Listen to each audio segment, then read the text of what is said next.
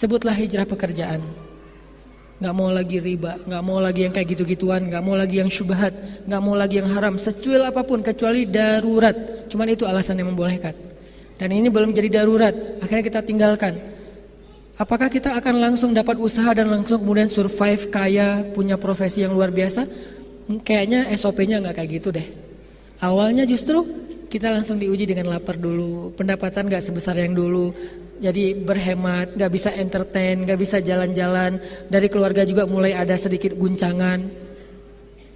Apa yang membuat kita bertahan dalam masa-masa kayak gitu? Hati kita. Kalau kita gak yakin sama Allah, Allah gak akan nolong hati kita. Akhirnya kita balik lagi, apa nih maunya Allah? Ada yang kayak gitu. Dan lapor ke saya lagi curhat, Ustadz saya pengen nanya. Tanya apa Pak? Apa sih maunya Allah? Kok nanyanya ke saya? Nanya ke Allah dong. Apa sih maunya Allah? Saya tuh udah ngelakuin loh apa yang Allah mau. Saya udah ninggalkan pekerjaan riba saya udah sholat di masjid 5 waktu, istri saya sudah berhijab, anak-anak udah belajar ngaji, saya udah nggak kayak dulu lagi minum segala macam. Tapi kok hidup saya kayaknya makin susah nih. Nah, dia nggak berakad dengan Allah di hatinya. Dia hanya mencari yang mudah buat dia dan menguntungkan. Dan itulah yang disebut dengan iman ala harfin. Imannya berada di pinggir. Sedikit saja ada guncangan langsung terperosok. Itu iman yang kayak gitu. Karena SOP-nya bukan kayak gitu. Jangankan kita, Bilal lebih soleh dari kita. Khabab lebih soleh dari kita. Siapa lagi yang disiksa? Sumayyah lebih soleha daripada kita. Masyitah lebih soleha daripada kita kan?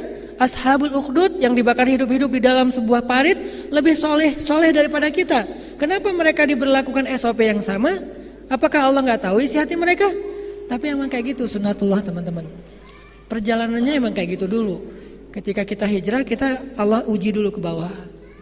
Dan bersabarlah, yakinlah sama Allah, Allah akan kuatkan hati kita. Nggak lama kok yang kayak gitu-gitu. Dan makin husnuzon kita ke Allahnya mantap, makin cepat loh terjadi keajaiban. Kalau saya sering ngerasa husnuzon itu yang menolong saya nih. Ini mah gak akan lama. Ini mah bisa. Ini mah apa. Tapi ikhtiar ya. Ini masalah hati doang nih. Insya Allah Allah tolong. Insya Allah gak akan apa-apa. Ada Allah kok, ada Allah. Benar-benar Allah tunjukin keajaiban. Gak pernah kepikiran. Jadi ayat min haitsu la yahtasib itu benar-benar nyata. Wa yaj'al lahum makhraja itu benar-benar nyata.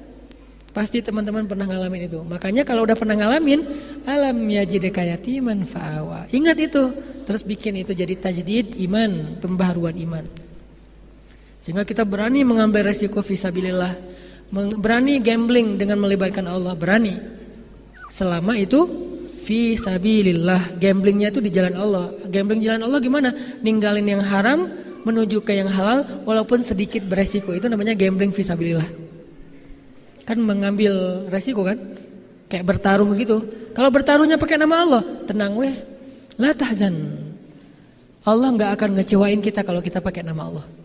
Termasuk menikah nggak punya modal. Termasuk seorang perempuan menyerahkan dirinya, hatinya kepada seorang laki-laki yang nggak punya modal.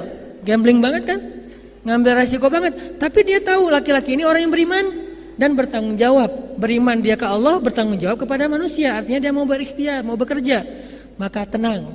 La tahzan wahai ibu-ibu, la tahzani wahai perempuan. Karena kalau kalian menyerahkan hati dan diri kalian untuk laki-laki yang beriman kepada Allah dan bertanggung jawab untuk kalian, insyaallah la'allahu khair. Itu yang udah baik banget tuh. Awal-awalnya mungkin agak ada tunggakan listrik, wajar. Akhirnya diusir, ya emang kayak gitu. Kita baru diusir, belum disiksa kayak Bilal kan. Baru diusir doang, baru dimarahin sama Bu Kos. Setiap akhir bulan dimarahin, biasa. Belum dicambuk seperti Sumayyah. Belum juga bakar hidup-hidup dan diseret di bara api seperti Khabab. Nauzubillah.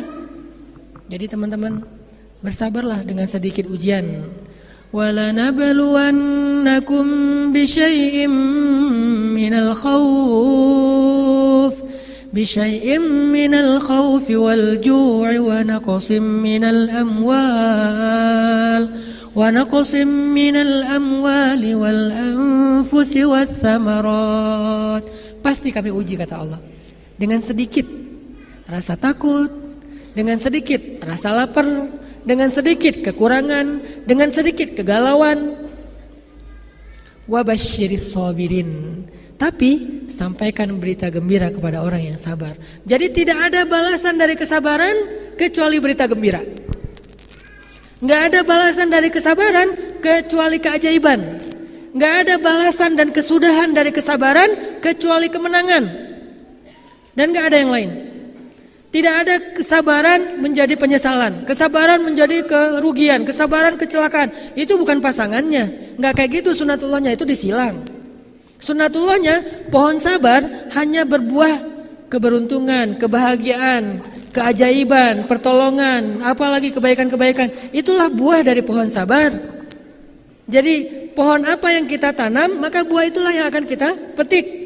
Gak mungkin kita nanam pohon sabar kemudian yang muncul buah yang pahit dan beracun. Gak mungkin, kebalik itu.